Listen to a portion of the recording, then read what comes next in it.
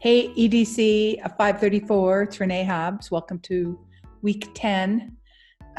We've just finished 3 weeks of coronavirus isolation. And here you are doing your full-time job and taking a graduate course in digital authorship where we're learning a lot about digital media in all the ways that it can benefit students, create community, promote learning. So let's talk a little bit about what you're going to work on this week. I thought it would be a good idea to really focus on online learning during coronavirus. I mean, why not, right? So first thing I thought you'd be useful to do is kind of solidify your deep understanding of copyright and fair use. I was really impressed with the quality of thinking. You're really getting it.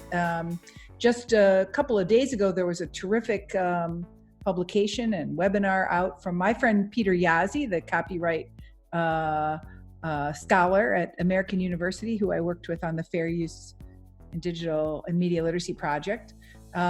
He and his colleagues have described how, under the context of the coronavirus crisis, yes, teachers can read books out loud online. Teachers and librarians are going to be thrilled to read this, and you can take a look at it here. I think it was very, very helpful. I thought you'd find it valuable to read this short piece on crisis and opportunity that I wrote recently for the Norton Education blog. And what I'm really inviting you to do here in the discussion section is basically describe some aspect of what's going on in your life right now in relation to this idea of danger and opportunity.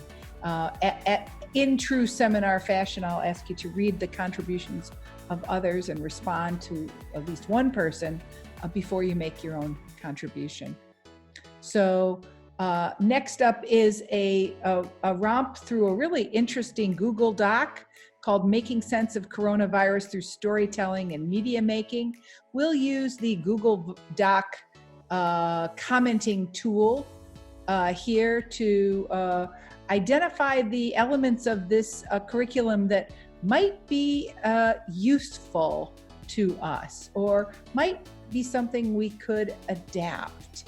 Right? So, and we'll make margin comments to engage in our dialogue there. Then a little bit of research for you, the researchers that you are. There are so many interesting examples of emergency remote instruction now underway. Find an interesting example and describe it briefly and post it on the Padlet wall. I posted mine because, of course, because of the virtually viral Hangouts, I'm finding lots of great examples that our colleagues are sharing. I loved this one from Canton High School teacher Ed McDonough, who shared this video as part of his the Hangout. It's a teenage 9th grade boy who is recording a day in the life of his sister, and he's making the video, and she is recording the voiceover.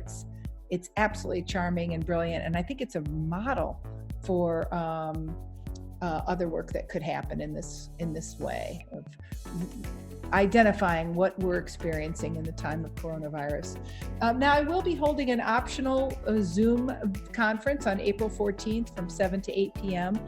This is really just an opportunity for us to share how we're coping with the coronavirus personally and professionally, what are our accomplishments and sources of joy, what about that final paper project, and especially what about that screencast Ignite presentation that goes with it.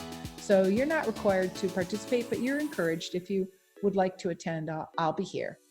And then, of course, now that you're finished with Leap 2, it's on to the final stretch here.